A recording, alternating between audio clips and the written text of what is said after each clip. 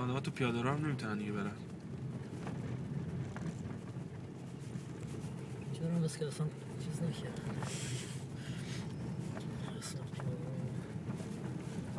چرا یه راه کوچیک اینجا درست کردن؟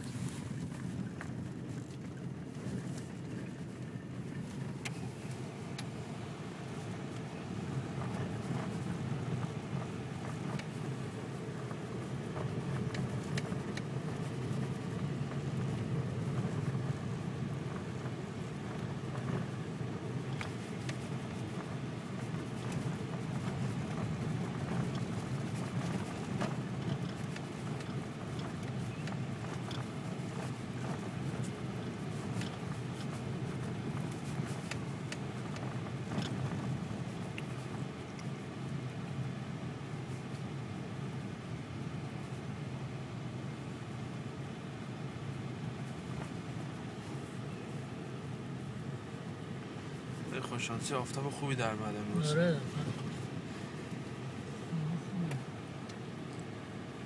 اصلا دید نداره اینجا.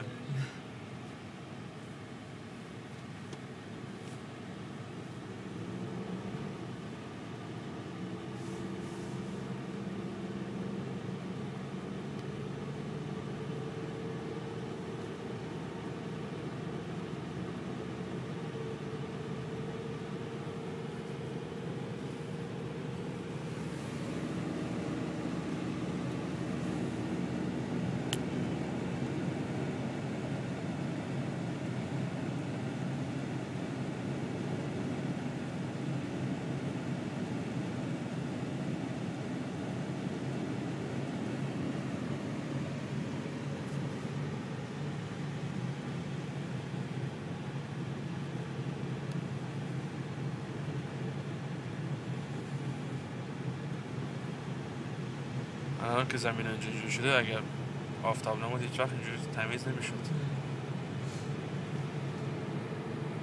شب خیلی سوال میشه یخ میزنه.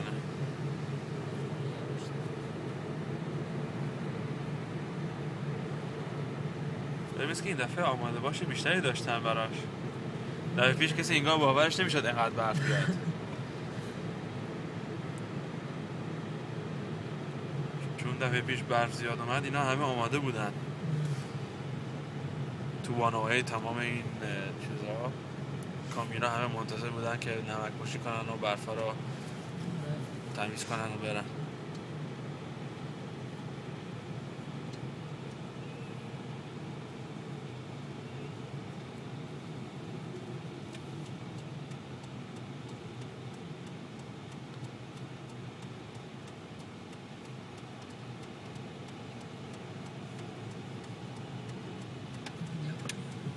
من پارو یادم رفت بزنیم ماشین باید بزنیم که باید شب خیلی داشته باشیم. یعنی کامیونا باید داره تمیز میکنه. آره اینجا رو خوب تمیز کرده بودن. اینجا هم بیشتر تمیز کنم. میدونی چرا؟ چون پلیس استیشن نزدیکه. آره. مرکز پلیس هست زود تمیز میکنن.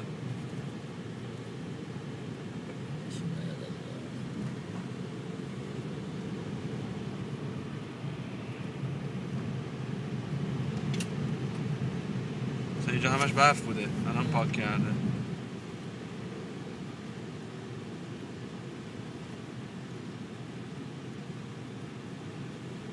نه صبحم خوب بود اینجا. حالا یه ذره اینو ادامه داده بنز دولاین تمیز بود.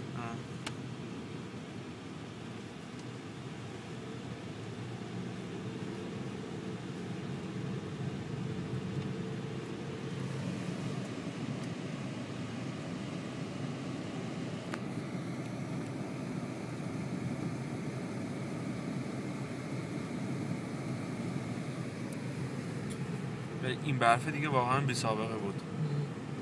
قبلیش بی سابقه بود دیگه این ذره رو دست اون. آماره میداد مثل که از سال آقا یادش سال 1800 خورده ای اواخر سده 18 بی سابقه بودن اینقدر برف کنه اینجا این مقدار. یه آمار داده بود مثلا 51 اینچ و 52 اینچ ولی الان به 62 اینچ رسیده بود. 62 اینچ. به 60 نه 62 اینچ. آره دیگه فکر کنم. به 4 فیت رسیده بود. این دفعه به 4 فیت رسید. که اون 1.5 متر میشه. انسا که میگفت تو 10 سال سابق اصلا اینجوری هیچ وقت برف نیومده بوده. آبا موقع داشت نگاه می‌کرد بهتر می‌دونه.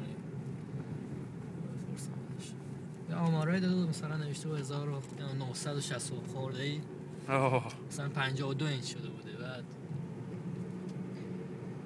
الان به 61 فکر کنم اون موقع رسیده بود هنوز داشت کلی می‌آمد.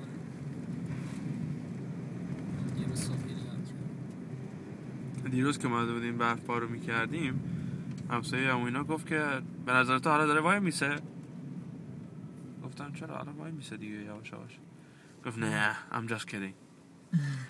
گفتم نه استاپ میشه به یه دلیل باد داره میاد این باد فوراً ابرها رو پراکنده میکنه میبره هوا صاف بشه استاپ دیگه تمام. گفت فکر میکنی؟ گفتم آره حالا ببین درست یه ساعت بعدش برف استاپ شد. اون رفته بود هنوز تو خونه بود بیلشو داده بود به ما که داشتیم تمیز میکردیم هنوز بیرون بودیم که ما برف استاپ شده بود. اصلا کلاه از سرم اینا برداشتیم چون خیس عرق بودیم.